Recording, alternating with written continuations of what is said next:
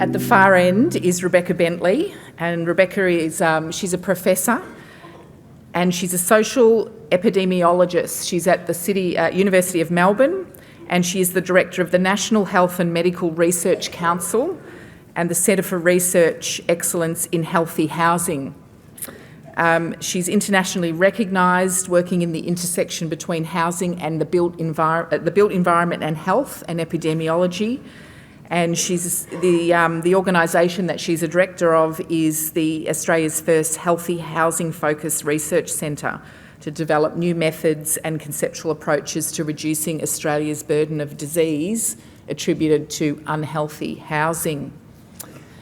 Next to her, we have Tim Law, and he's an architectural scientist.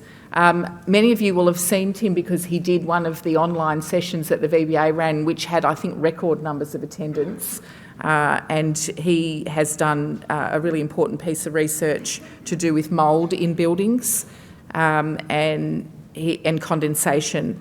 So welcome, Tim. He's currently working for a company called Restoration Industry Consultants and doing some great work around condensation and mould and rectification issues. Next to him we have Dan O'Brien, who's the Chief Executive Officer of Cladding Safety Victoria. Extensive experience in the public sector, both federally and at state government. Previously the Chief Executive of Incolink. He's also had roles with National Australia Bank, Medibank Private, and has been the Chief Executive of Regional Development Victoria, and also the Federal Department of Regional Development, Arts and Sports. He also was Chief of Staff to former Premier Brumby a few years ago, and is on Director of VicTrack. And finally, next to Dan, we have Nicole Johnston, founder and director of a consulting firm called Strata Knowledge. She's an independent researcher and specialises in strata and community title law and governance. Socio-legal researcher, she's focused on translating applied research into practice and collaborating with industry to ensure impactful and beneficial outcomes. She was a lawyer but then moved into academia, and she's led a number of research projects on topics including building defects, strata insurance, strata law reform, fire safety, conflicts of interest, developer governance and responsibilities, and she's a regular presenter at conferences on those reports. She's a psychologist and criminologist, as well as having a law degree and a PhD in strata and community title law. Wow, that's impressive. All right, so what I'm going to do is ask each of the four panellists to do 3 minutes to talk about a key piece of research that they've been done. I'm going to start with you, Nicole, at this end, and we'll move down the other end, just so that you can understand the research projects that they've been doing and that we're then going to chat about in terms of the impacts of what has been found. Thanks so much, Bronwyn, and thanks so much for having me today. I've got a mic, yeah. So I'm going to have a little bit of an overview of the most recent project that was funded by the VBA, which was investigating passive fire protection defects in residential buildings. So this was very much looking at class 2 buildings. And to be clear about the research, data is always a very difficult thing to get your hands on when you're doing research in the defect space. And so there's some issues around the robustness of the data. But what we were able to do was get data from multiple sources. It was very much an exploratory research project. But we were able to clearly see some patterns that were emerging from the research using these different methods for the project. And so I suppose I look at it in two different particular perspectives. One was looking really at the types of defects, so the types of passive fire protection defects that we're seeing in class 2 buildings in Victoria. So some of the issues were around the level, or some of the findings was that the level of non-compliance in relation to these types of defects was very high, and there were a lot of concerns, in particular around timber-framed class 2 buildings. We looked at the defects also from a bit more of a life cycle perspective, so we looked at where the risk factors were in terms of planning and design, through to construction and also in relation to maintenance. And we identified problems across the spectrum of the life cycle. Overwhelmingly, fire-rated walls and penetrations were the most problematic in relation to these types of buildings. So when we're talking about firewall defects, things like, for example, lack of continuation of firewall to slab, incompatible firewall intersections with other non-fire-rated products, installations not in accordance with the manufacturer's specification and so forth. It's all outlined in the report, which I would urge you all to get your hands on. In relation to penetrations, a lot of unsealed pipes and penetrations seem to be out there, incorrect use of collars and incorrect use of mastic sealants and so forth. Fire doors, shaft liners were all seen as quite problematic as well. In relation to the causes, contributors and consequences of these defects, issues came up around the lack of knowledge, poor construction management practices that we see in relation to a lot of different types of defects in these buildings. There were concerns around testing and verification methods in relation to the products used. Poor documentation delivery, which has already been raised today, limited nature of the mandatory fire inspections during construction, and some real issues around rectification reluctance of owners' corporations when faced with these sorts of defects. So that's sort of a bit of a quick capture of the findings, Bronwyn, from this particular research project. Yeah, thanks, Ron. The Cladding rectification program didn't start as a research project. It's really about getting combustible material off buildings, which we've done very well on, with 250 buildings now complete. That's around about 190,000 square metres combustible material has been taken off buildings, or about 9 MCGs for those that like word pictures. But through the course of it, we found that there was a hell of a lot of defects in buildings. And so we started to look back across the buildings that we had worked on and those buildings that we had funded and were about to work on. And we looked at what's the significance of the defects, because these are defects that owners have to pay for. They're not paid for as part of the program. And it was causing enormous amounts of financial stress to owners and a lot of emotion.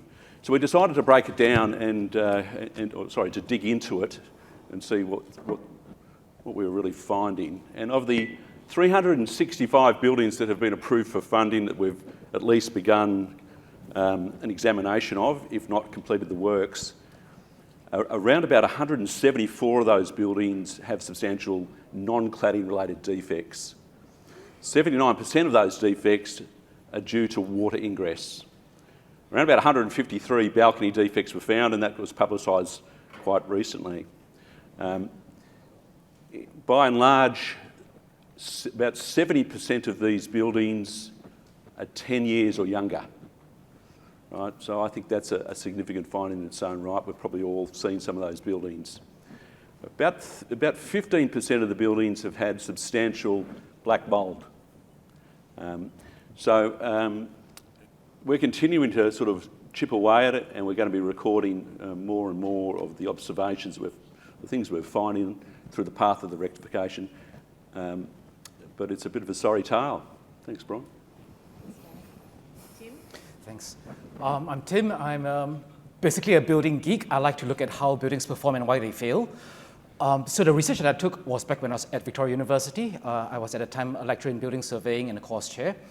We were looking at what Bronwyn calls the DDI, or the domestic building insurance, or dead, disappeared, insolvent builders.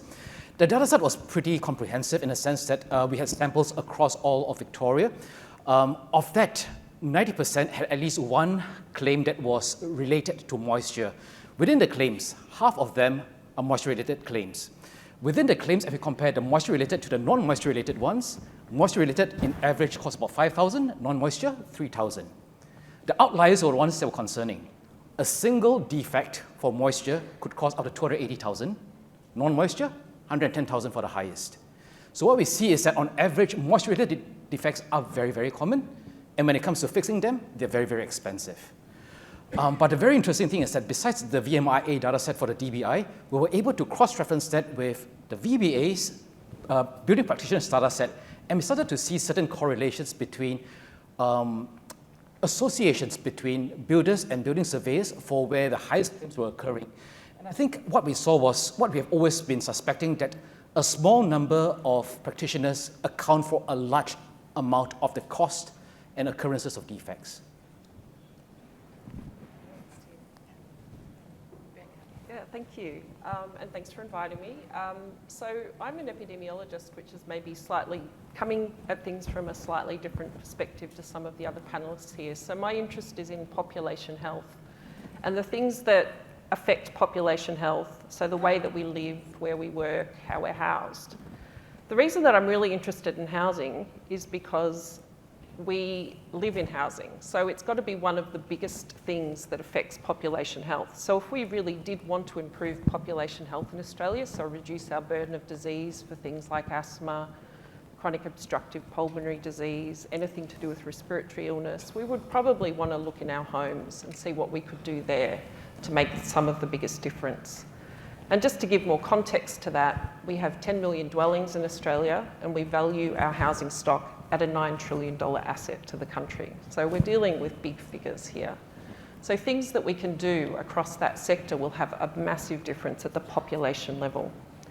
So what I'm interested in doing is modelling how things that we can do at the housing level, so the level of looking at the temperature in homes, looking at mould in homes, looking at what sort of difference that would make at the population level to reducing our health burden, decreasing costs to our healthcare sector, and increasing the productivity of the population.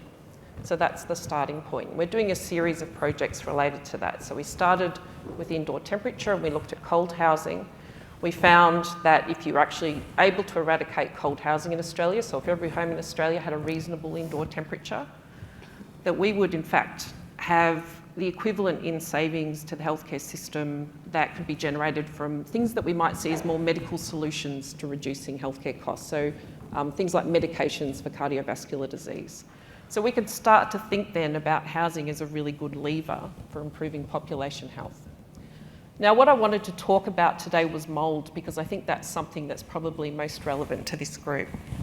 So what we've done is we've first of all tried to look at how much mould there is in Australia. So we've got a survey called the Australian Housing Conditions Data Set, and we estimate that about 35% of Australian homes have some kind of mould, and about 10% have mould that's severe enough to really cause some problems for people's health.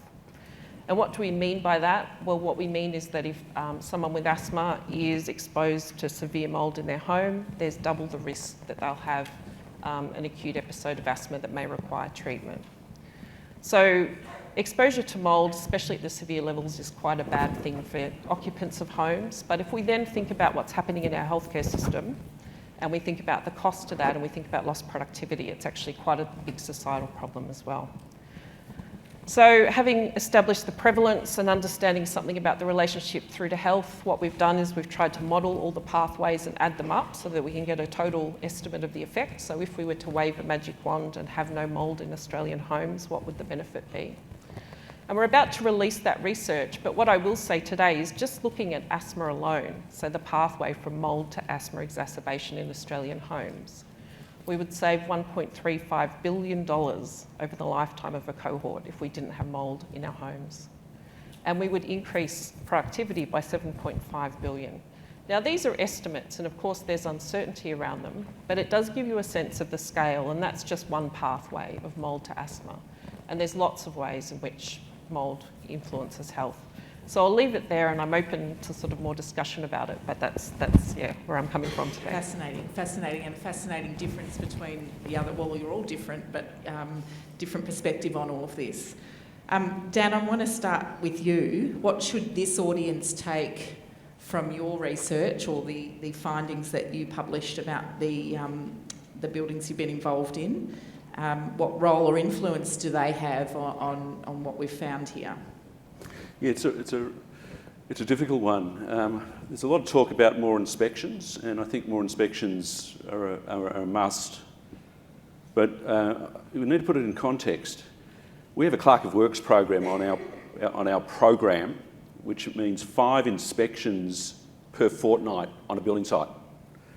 And the good news is we're seeing a downward trend of observations in terms of both quality and safety, which is great. But there's still observations around quality and safety, right? It's starting to flatline at the moment, which means if you're going to rely on inspections, you're going to have to do a hell of a lot of them. And if you're going to do a hell of a lot of them, you're going to have to change your pricing, right? It's just, that's, you know, it has to be a different model. If you had one thing you had to look at, it'd have to be the designs. You have to get, you know, the designs of these complex Class 2 buildings, they need to be right. And what we're seeing from our program, where we get all the original drawings, is insufficient design a lot. You know, the architects haven't gone into enough detail around balconies. Really very, very scant material. So if you're going to look at the design end, at the start end, absolutely critical, and then follow the water, all right? And I reckon that's the next really important point. But really, if you're going to rely on inspections, there's going to have to be a hell of a lot more of them, and you've got to look at the right points. So it's over to you. Yeah, so I guess what you're mentioning there is about things we need to do going forward to stop this. Tim, do you have a view on what we've been doing and whether we've been doing it well enough with the current system we've got? Oh, thanks for that, Bron. I was thinking about what to say, but there's a lot I'd like to talk about. What Dan says about design is is bang on. It's also my first recommendation when I did my reporting, that the documentation isn't coming complete enough. And before I was a lecturer in building surveying, I was a lecturer in architecture. So you can imagine how I was abused. What happens is that architects have this aspiration of doing great buildings. But at the same time, they don't necessarily know how to deliver on that. It's going to be made even worse by AI, when we rely on AI to generate the imagery and you don't even know how to build it. So I think the building surveyor is faced with this really difficult challenge. If the drawing comes in 30% complete, what do? You send it back. It comes back 60% complete. What do you do now? It's twice as good, but it's not good enough. So it's a real struggle. I think we've got to start and look at these issues from the design side.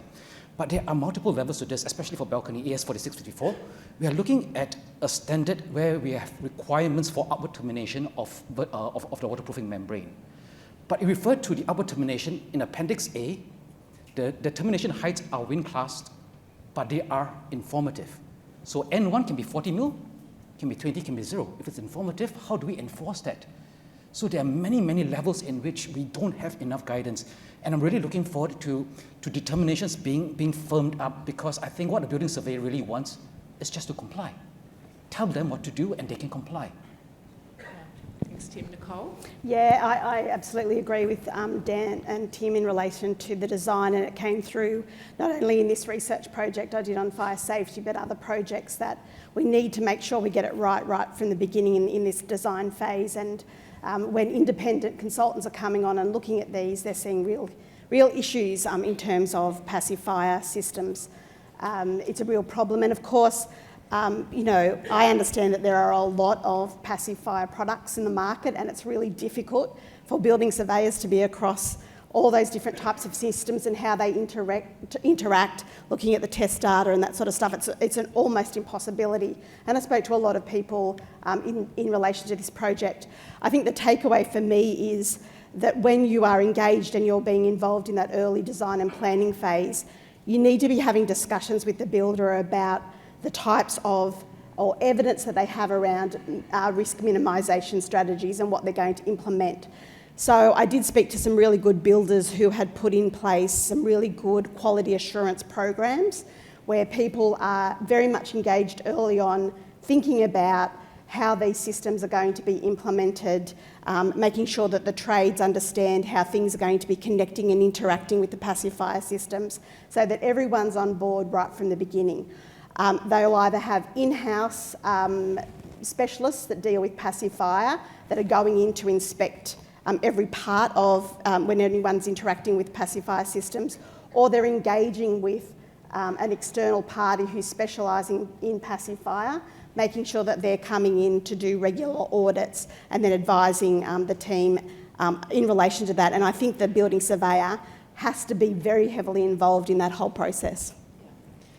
And I guess, yeah, the themes around design, but also more oversight, more inspections. Rebecca, do you have a comment to make? I mean, in some respects, you're looking down the track, and some of the building stock you're probably researching is older stock, but what do you think the issues are for this audience? Yeah, look, it's really interesting, isn't it? Because, you know, I guess what I'm looking at is decisions that were made in rooms like this 20, 30, 40 years ago. So the housing stock that we've got now and the legacy of that.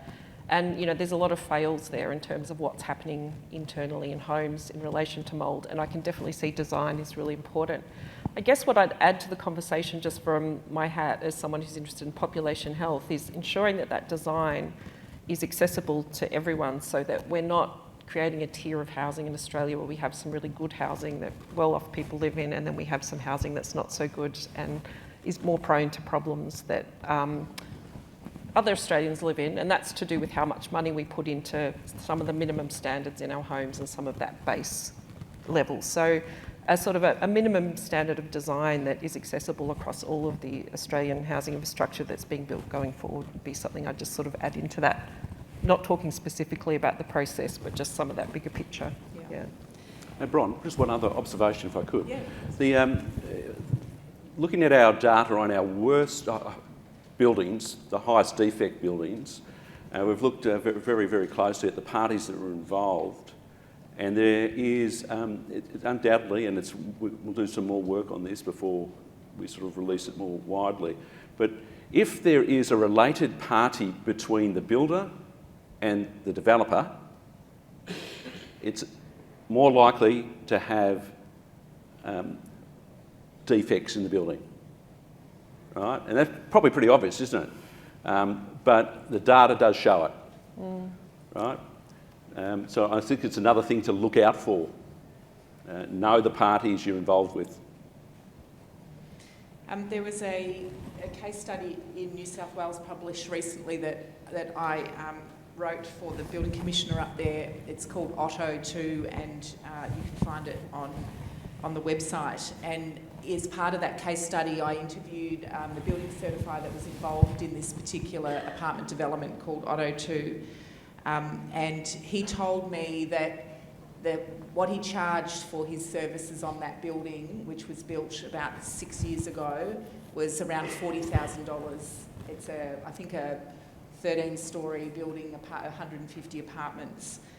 He said to me that today, as a result of the changes and reforms in New South Wales and the new practice standard for certifiers up there, he would charge for the very same building $340,000. Is that the sort of thing we're potentially looking at? But before I get comments from the panel on that, in that particular case study, the builder, developer and owners corporation, at the time that I was reviewing the case, had spent between them over $2.5 million on legal fees. I know which bill I'd rather pay. So I think there's and you mentioned it in your opening comments, Dan, this question of, you know, more inspections, but we have to be paid for more inspections. So is that the answer? Is it about a clerk of works? Is it about these guys doing more inspections? And mind you, in New South Wales, there's been no changes to the requirements for mandatory inspections. This has come about through the Commissioner publishing a document saying, forget about they call them critical stage inspections up there. That's just the ones you have to do. The ones that you must do to actually discharge your responsibility are up to you to decide. And what this building surveyor, of course, told me was that he's now on site doing 30, 40 inspections of the same building that he did maybe 8 or 10 inspections of. He's now on site with the architects and the designers, and they're looking at the detailing because there's been an uplift in design documentation there as well. And so you're not just paying an extra $300,000, they're doing a hell of a lot more in the process in New South Wales. So is that a model we should look at down here, Dan? I think it was mentioned earlier, the importance, I think from Anna, the importance of developer accountability, right? We don't have that at the moment, right? So that's one thing that needs to be addressed, because you get a development away, you get your favourite builder in, you get your favourite relevant building surveyor in, and away you go. And you've got to ask the question, how are the owners, potential owners, future owners represented? And they're not. So from a building surveyor perspective, I think it's really, really important to think about, from the perspective of the future owner, it's all about accountability and traceability. All right, so have every step been taken? Has it been the right step? And I think that's still a role for that, regardless of developer accountability. But you've got to start with, I think, and the building reform, and Andrew Greer, my colleague over here, will talk a bit more about building reform and other things later on. But it's really important that we get the different players right through the system accountable. But having said that, once you do that, you're still going to have a lot of inspections. And I think the Clerk of Works program sort of highlights that. And what does that cost, Dan? Per building, it's in the ballpark of what you talked about, Brian. It's around about 150,000 per building. Yeah. Nicole, do you have any observations? Yeah, from your research? I agree. I think the fact that we can't, or building surveyors in particular, can't rely on self-certification and the different building practitioners and service trades complying with the NCC and the standards. Obviously that's not across the board, but this is what we're seeing, that we're at a point where you just simply can't rely on that, and so you are going to have to be more heavily involved. So whether that's in relation to inspections, or, as I said, making sure that you're very proactive and very heavily involved very early on to ensure that these risk strategies are being implemented by the builder and the developer, I think is critical, and so there will be a cost to that. And I think that's right. I think the cost has to be borne at the front end, because I think people have put out figures in relation to what the defects crisis is actually costing people and owners' corporations, and I think it is well and truly under what the actual realities are, particularly when you think of things like pacifier defects that really haven't come to the fore in terms of rectification. And so water, obviously, we look at water first. It's insidious, it moves through buildings, it impacts the livability and the habitability of people, of apartment residents. And so oftentimes the money goes there to deal with it because of issues with the health around biotoxicity and mould and those sorts of things. But what we haven't really exposed well is rectifying some of these pacifier issues, and of course that will be a very, very costly endeavour, and it hasn't been mapped out from a cost perspective as yet. Tim, have you got any comments on this topic? Am I allowed a long comment? I think there is the roles that the building surveyors play under mandatory inspection, and also the kind of support they get. I think the recent Building Appeals Board case, if I remember correctly, 454512 case in Oakley, the builder had done a product substitution for the cladding. Building surveyor says he wants to inspect that.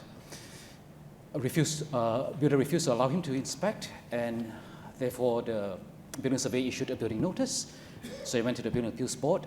The Building Appeals Board gave a decision that I felt quite troubled with. One was that there was no need to check the cladding, since it's not a mandatory inspection stage. Whether you agree or disagree with me, that's what the BAB decided. The other thing was that all the building surveyor needed to do was to get written confirmation from the builder that it was installed according to the manufacturer's instruction. These are things that we are fighting against. We have builders who are trying to do the right thing and they don't get the support. Yeah, good point. Rebecca, your perspective? Yeah, I guess my perspective on this is that the risk of not doing things well is actually quite big in terms of the health implications and costs down the track, as we've sort of pointed out. So although it seems like more bureaucracy and vigilance and increased costs at this end might be something that we're sort of looking down the barrel of, and problematic in terms of administering that and workloads. If you pull back and think about the bigger picture on that, it's probably well worth it in the longer term if you're preventing, down the track, a housing stock in Australia that requires a lot of remediation, modification, because it's actually an unhealthy environment for Australians, for children. So again, a different point of view on that maybe, or expressed differently, but I think coming to the same conclusion that I can see that anything that can be done at that stage to make sure that things are done well, even if it does require more costs and more attention to risk reduction, it would be well worth it from my point of view. Yeah. Can we just talk about research, because obviously you're all a bit passionate about it, just a little bit. How important is that to these conversations and policy decisions in some respects we're talking potentially about, is the NCC set up correctly for healthy buildings over the long term? And I'm interested in whether your research is fed back into the ABCB in terms of looking at whether or not we need changes to account for the outcomes in buildings. Rebecca? Yeah, so definitely in terms of the work we're doing on mould, we've had a lot of interest in some of the costing associated with that. And so I know that that's something that is going to be sort of looked at that level. I guess in terms of the research itself and moving maybe slightly away from regulation, what we're hearing from people who say work in the sector, residents of housing, is people just don't have a good understanding of some of the health consequences of particular sort of things that can happen in people's homes. So I think there's just a role for, doing some of that research that really describes what's happening in homes and how it's affecting health, and then what people can actually do about it, and how much of that is sitting in terms of buildings and their structure and things that people who live in dwellings can't control, and that this industry is in a position to control and do better in. So I think sort of research that really clearly articulates some of that is something that I would like to see a bit more of. I think certainly a focus on mould at the moment is something that's warranted given, a few things. So we do have a lot of mould in Australian homes because of the nature of our housing stock, but also given climate change, there's going to be more humidity in lots of parts of Australia going forward in the next few years, and some of our current housing stock is actually going to have mould problems where it didn't before. So I think there's sort of a lot of work to do in that space as well. Nicole, what's your view on research? We would probably all agree, I don't think there's much of a no-brainer that we don't fund enough research in Australia, but how are you seeing that in the work that you're doing? Yeah, obviously I'm biased, I think research is really the first step in relation to any of this. We need to understand from an empirical evidence point of view what actually is going on in relation to a particular problem. And any work that's been done in relation to building defects in this country is really in its infancy. As I said before, access to data is a real issue because oftentimes you're talking about a private development, so getting information from an owner's corporation or a building owner can be very difficult.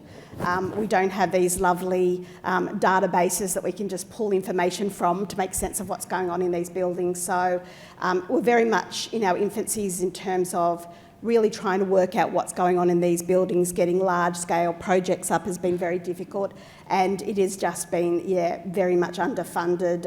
Getting research funding to do this sort of work, it's expensive work, and there's not, many people out there that are interested, organisations or governments that are actually interested in doing this. So the VBA is in its grants program, in which I got funding, I think Tim got funding from as well, is quite unique. It's really the first building regulator or building authority in this country that has put a program in place where universities, for example, can apply to do funding in relation to a particular matter on the core themes that they present. So that's been really encouraging to be able to get funding to do that work, otherwise it just won't happen. And then we miss what's really going on in relation to these different phenomenons, and then regulations get changed or policies get implemented without knowing really what's going on across the board in relation to these issues. Tim, your views on spending for research? I might go from regulation to research and then back again. So I'm going to look at section 106 on building notices. So an MBS or RBS can cause a building notice to be issued if any of the following conditions, if of the opinion that one of the following conditions exists. Subsection D, if I remember correctly, that the building is a risk to the safety of any person using the building. Safety and health are embedded inside the Building Act. You can rarely find safety without the mention of health at the same time. And in fact, there's no point having one without the other. But why would a building surveyor form the opinion that the building is unhealthy? On what basis can they do that? How much mold is too much mold? That's where research comes in. We need to make the connection between the building and the microenvironment, basically the bacteria, the mold. And then make the connection between that and the occupant. So this is exceedingly broad. And what is really helpful is if we could do the research to give the answers. We do not have the answers, and therefore, the building surveyor will never form the opinion, so we have a part in the act that can never be applied. Because who will dare do that? I was an educator. I hardly talk to my students, except for those that are supervised, about healthy buildings. It is not part of the core curriculum. So this is something that we need to deal with, and then we need to bring them back into the regulations again. So now you form the opinion. You may cause a building notice to be issued. Will you? It's not a saying that you must cause it, but of the opinion you may or you may not cause a building notice to be issued. So who's responsible? The building surveyor has a power, but not necessarily the responsibility. So there are parts of this that are not very clear. I think we need both of this to go in tandem. Research in buildings, research in regulations. Dan, Victoria's dedicated $600 million to cladding rectification, and thanks to your report, we now know that that is a minuscule amount of money in terms of problems in buildings. Why did you publish it? It might be something that makes governments quite uncomfortable, actually. Why did I publish it? That's a good question. Well, it's what we saw through the course of the program, and I think it's really, really important that we not only work to our core aim, which is to get combustible material off the buildings, but also to make observations that can improve the system.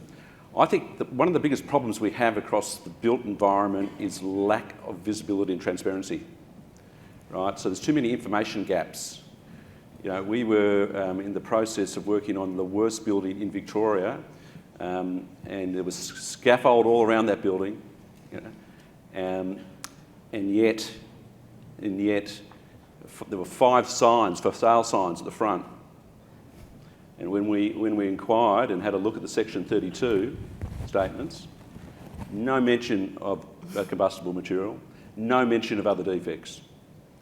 Right? So there's an information gap there. So I think we've got to shine a light on all of this, quite frankly. And I think a great role for the regulators, all regulators, is to actually showcase these bad buildings. I think it's a really important role for the regulator to take action against poor performing practitioners and showcase that. Because it increases the amount of information that's out there about quality and what to look out for. And without that, I think you've got people continuing to buy, banks continuing to lend to people to buy rubbish. So they're actually, at the end, have zero equity and a huge amount of debt. And that's what we've seen a lot through the program. And it's a really unfortunate situation. So we've got to stop that. So I think it's really important that we continue to publish everything we find.